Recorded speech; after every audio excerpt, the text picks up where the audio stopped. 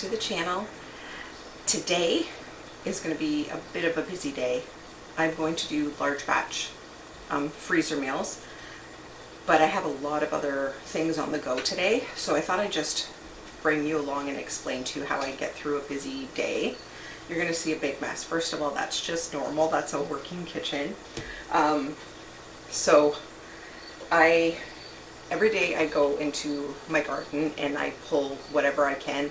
I have a special table in the living room that I let them ripen. When I have the really big tomatoes, you can see like little, see if you can see them, where they're kind of split. If I leave them out there too long, especially if it's going to rain and stuff, they keep splitting, and I decide to bring them in as long as they've already started to blush. So I put them in the freezer. I just core them, take off any bad spots, put them in a freezer bag until I have enough to do a project, which I'm almost there. So that's what these ones are. They're already ripe. So that's one of my to-dos for today, and this is a daily for me.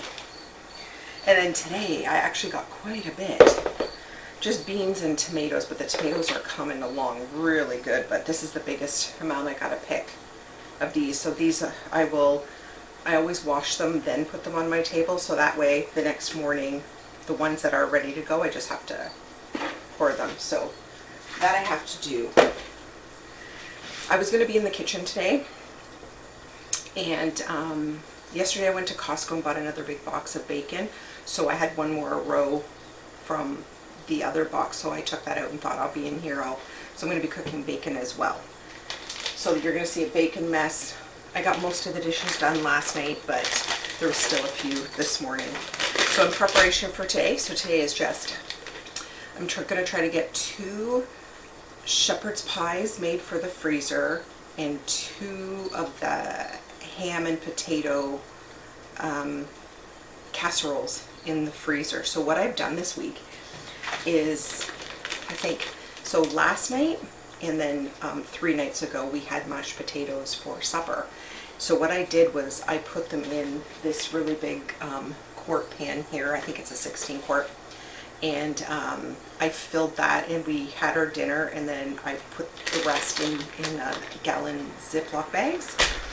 And 3 nights ago I didn't know when I was planning on making this freezer day, but so I put one in the freezer, and I actually have that in the strainer, because when you do put your potatoes in, when you're defrosting them, you'll get a bit of liquid in here. So I don't want my casserole to be liquidy, so I'm just draining it a little. So I have 3 gallon bags to use today. So I also have hamburger going on the stove. I've already got my onions today. Just to make it a quicker day, I decided to use my already chopped frozen onions that I have. And let's see, what else have I done to pre-prep? So the potatoes are done. Last night I got out everything that I could. I knew I was going to start baking early, and that some of my kids, because it's summer, so they're still sleeping, so I got the tin foil all out on the cookie sheets so that I could start right away without waking anybody up. And let's see. Yeah, I think that's about it. Other than I did take out the hamburger last night to defrost as well. So now we are ready to get moving on our chores today.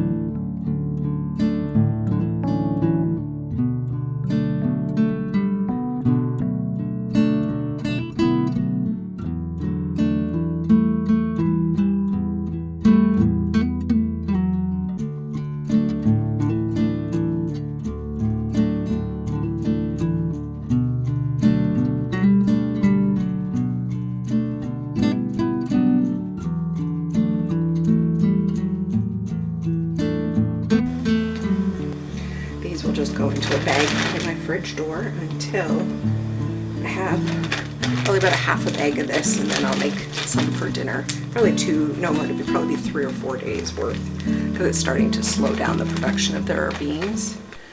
So at this point, I have most of my prep done. I have the last bit of hamburger with fried onions cooking. That's almost done. I just finished taking out all of the bacon. So that is prepared. I'm not using it in any recipes today, but since I was in the kitchen, right? And then, so I ended up with, whoops, 2 of these reusable bags of cooked bacon, which is quite a lot. And then I've kept this much bacon grease. So I'm going to keep that in the fridge. And then I am actually going to go pick up a friend. We're going to sit and have coffee, and then we will move on to the next project we're doing. Okay, so the next thing I'm going to do is I'm going to make a whole bunch of meatballs because I have a few projects coming up that I want to do, and having them pre-made is going to be fantastic. So I'm going to make meatballs, and then I'm going to move on to the ham and potato casserole, and then shepherd's pie. Not necessarily all in that order.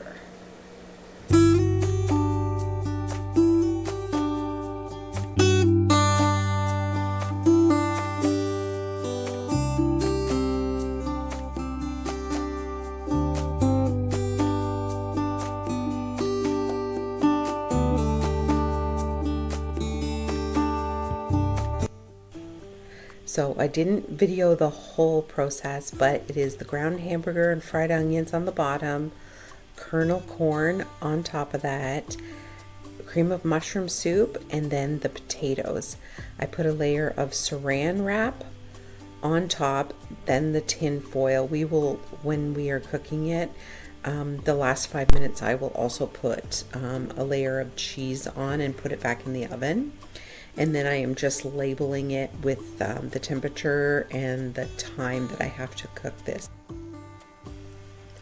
So this is my potato and ham recipe that I've made on a couple videos on. But we start with potatoes. I used canned ham, some yogurt, butter, mushroom soup, and cheese in here. Just salt, pepper, and you just mix that around really well.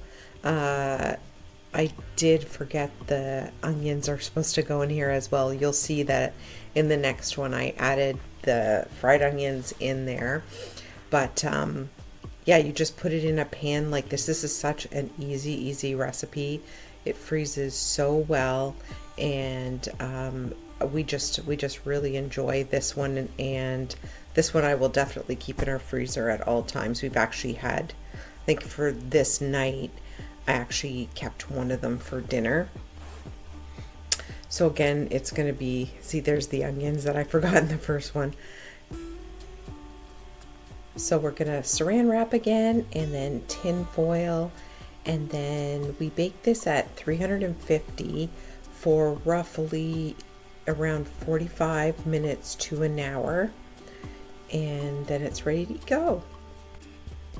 So I didn't realize that I'm talking away and my microphone wasn't on.